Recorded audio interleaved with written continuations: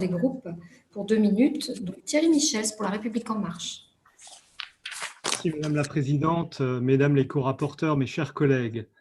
Je tiens à vous remercier, chère Janine et chère Agnès, pour la qualité des auditions auxquelles vous avez bien voulu m'associer et pour l'excellent rapport que vous venez de nous présenter. Il faut saluer l'engagement de toutes celles et ceux mobilisés pour l'impact de cette crise sans précédent, qu'ils soient ici encore une fois remerciés.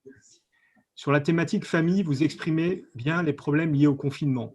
Difficultés de garde d'enfants, accroissement des violences, précarité renforcée et deuil impossible.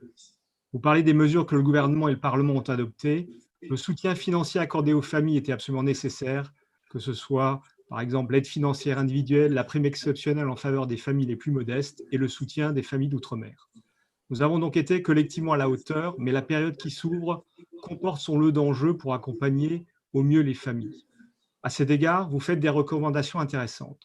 Pourriez-vous nous présenter quelles sont selon vous les priorités pour les prochaines semaines et si des bonnes pratiques décidées dans les territoires pourraient nourrir nos futures politiques?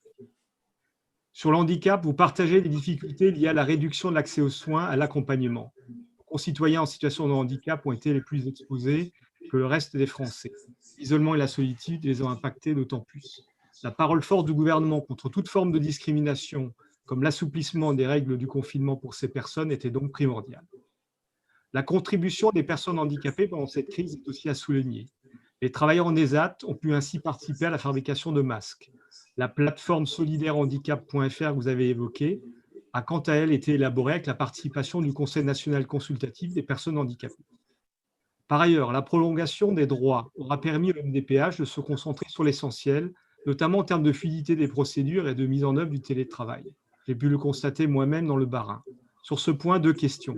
Y a-t-il eu de fortes disparités territoriales dans l'adaptation à la crise de ces structures? Des innovations notables, telles qu'une meilleure coopération entre tous les acteurs du terrain, sont-elles à pérenniser? Tout ce que nous aurons appris et amélioré dans cette crise doit en fait nous servir dans l'avenir. Je vous remercie. Merci.